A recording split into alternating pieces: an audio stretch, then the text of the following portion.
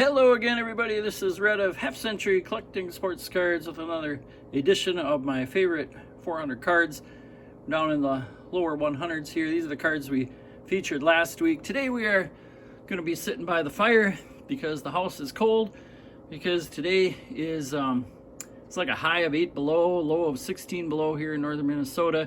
And with that, the power company decides to turn off the heat.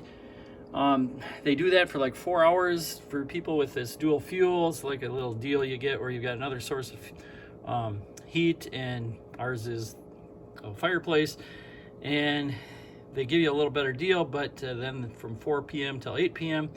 on these cold days, they shut off the heat. Today, it wasn't that cold, I guess, 16 below, but it's the coldest we've had this year. I know other years we've had 20, 30, even 40 below, and probably embarrassed Minnesota, which is not that far from here, but that's always this little cold spot that hits probably like 25 below today. But cold enough that with the house dipping into the mid-low 50s at this time, I've decided to sit by the fire. So we're going to start out today with a 1938 Goudey card. I think it's a really cool set. Show these big heads. And this one is all-time great Detroit Tiger. In fact, his whole career was played there. He was on my all-time great second baseman, my top 10 second baseman list, and this is Charlie Gehringer. He received MVP votes in 13 straight seasons, including being in the top 10 9 out of 10 years. And in this 37 season, which is the year coming into this 38 card, he was the MVP, led the league in batting, 371. The year prior to this, he had a 60 double season. Charlie had 7 years where he had over 200 hits. He had 12 seasons where he scored over 100 runs, 7 seasons also with 100 or more RBI. He was a great defensive second baseman as well. And when he retired, he had the most double plays turned of any second baseman of all time. In his career, Charlie hit 320, had over 400 on base percentage, close to 3,000 hits, 184 homers, and 84.7 WAR.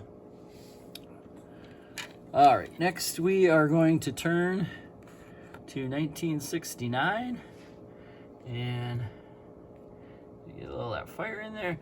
69, this is a top super of Mickey Mantle, and probably the last Topps card ever produced of Mantle in his playing days anyway, and I call it playing days. I know 68 was his last season, but he had a regular 69 card, and I kind of like that because it caps his whole career. The 69 card really, playing off the 68 season, so that's why I still call it a playing day card. His top super, the supers came after the regular cards. They just came, kind of debate whether they're inserted. There were also some separate packs, but seemed to only be in the New York area where the supers came out. And unlike the 70 and 71 big supers, these were smaller cards, but more glossy, a little more thick.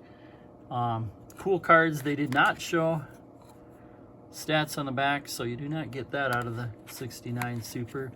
But I think just a cool image, cool looking card of a guy who was one of the best center fielders who ever played. Career 110 WAR.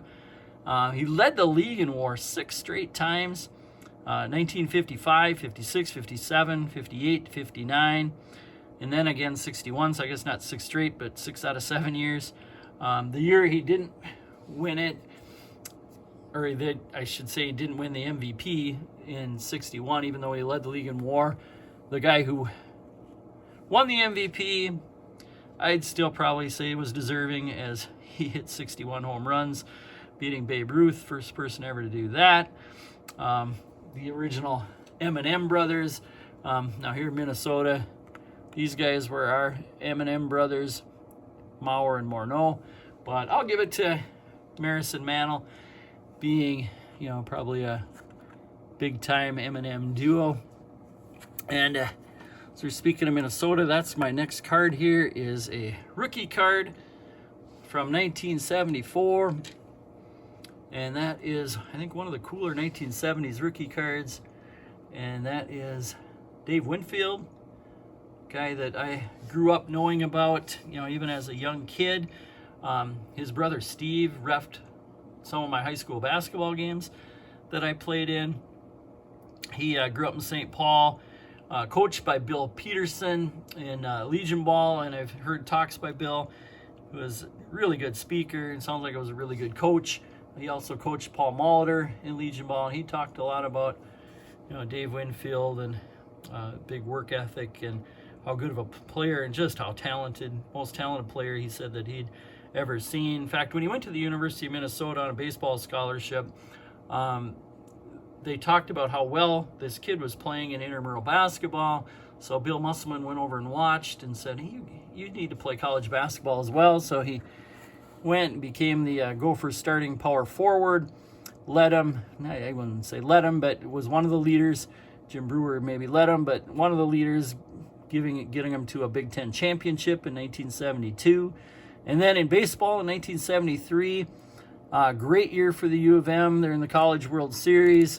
Winfield pitches a 1-0 shutout in one of the early World Series games with 14 strikeouts in the full 9 innings against Oklahoma. And then in the semifinal game against USC, who had some good players, an MVP later on in Fred Lynn, an all-star in Roy Smalley, and another starter in Rich Dower. In fact, Rich Dower said facing Dave Winfield in that College World Series was like somebody throwing 110 miles an hour, just the way he threw.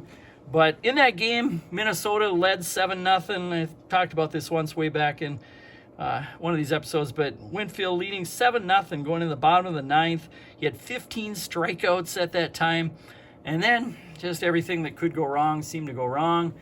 There were some errors, a couple blue pits, a real bad call, it sounded like by an ump on what should have been a double play ball, and they didn't get the out call at first. It would have got him out of the inning.